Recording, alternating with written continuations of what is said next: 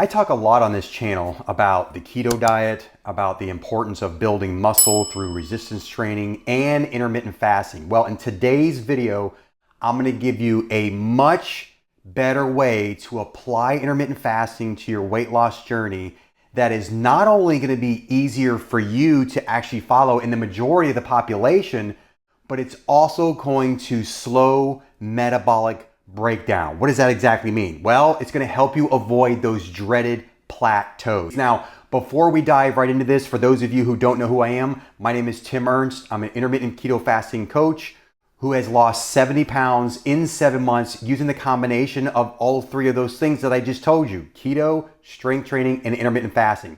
Now, I've also coached hundreds of men from all over the world to lose at least 40 pounds in 16 weeks using my Keto Shed 40 coaching program. If you want more info on that, I'll go ahead and drop a link into the description of this video that'll kind of give you a little bit more in detail as to how I could potentially help you. Okay, so let's dive right in. Let's talk about this new intermittent fasting technique that I know is going to be much more efficient for you. And one thing I forgot to mention, it's going to be much more sustainable. That's very, very important. Okay.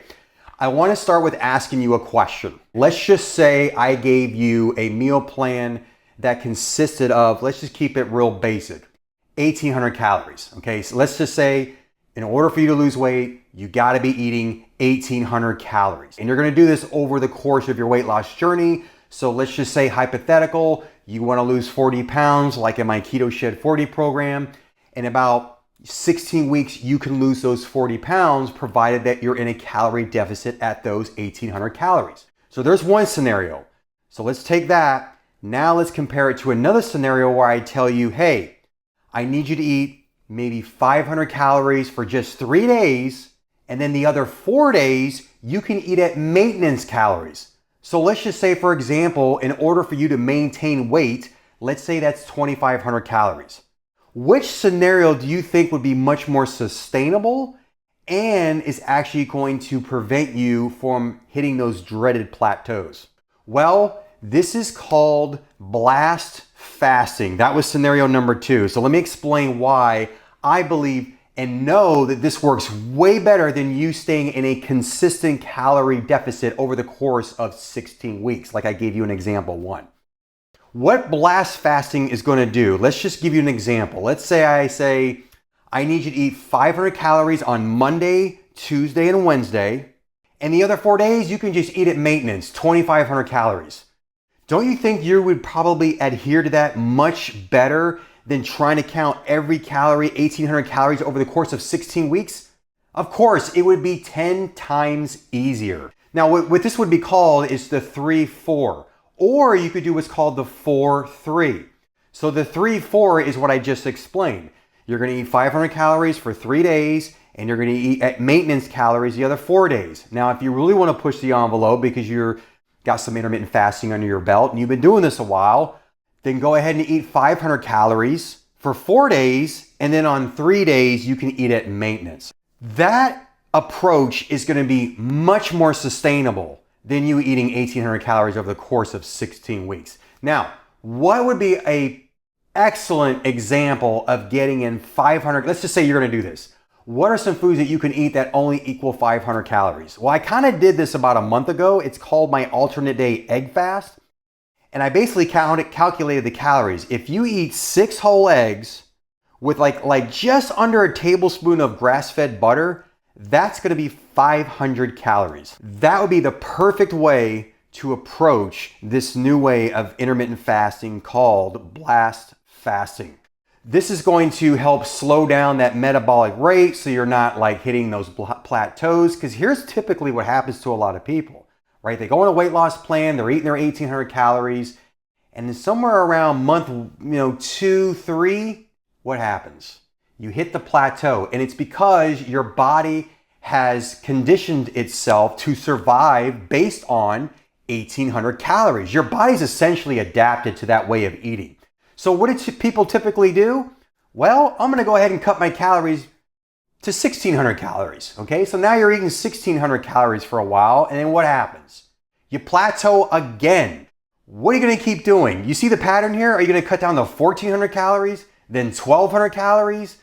I mean, the list just goes on and on and on. You can't keep cutting calories. You're gonna back yourself up into a corner and you're gonna have no room to go anywhere. And this is what this is gonna do. It's gonna slow your metabolism. And then when you go back to eating regular again, you're gonna put all that weight back on.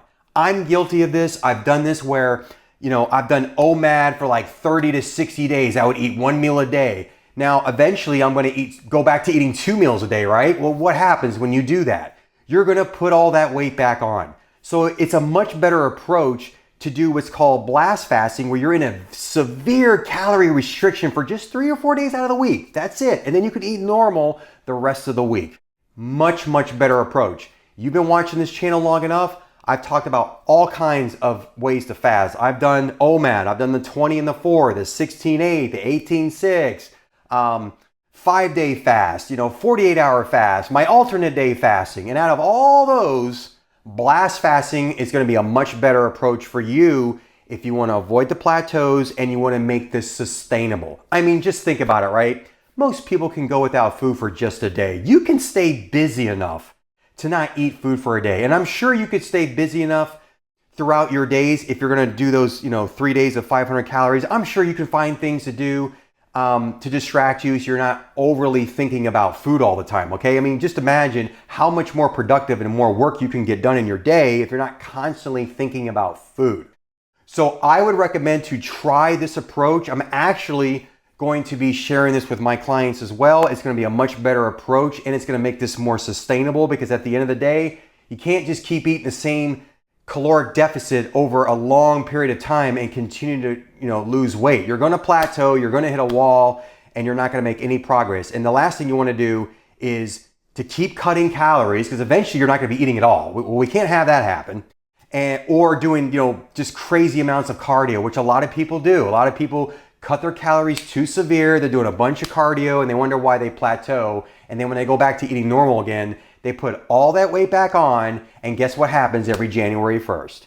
They're getting back in. They're making their New Year's resolution. I'm going to do it this time. I'm going to make sure I stick with it this time.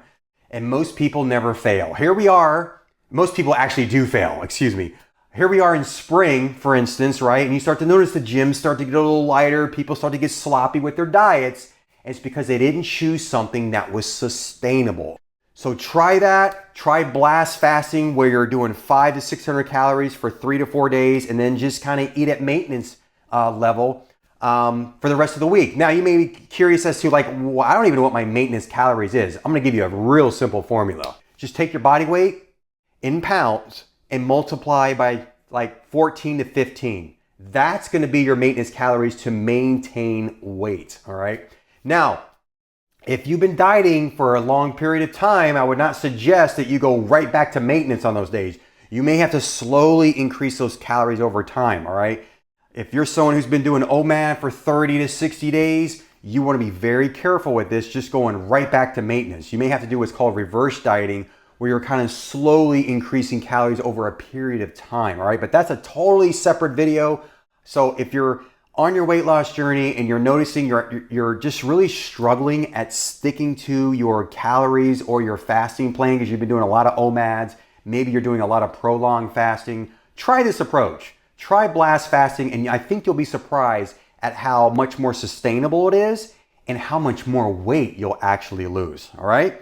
So make sure to like the video, make sure to subscribe to the channel, and always hit that notification bell so you don't miss any future episodes. Until next time, I'll see you then.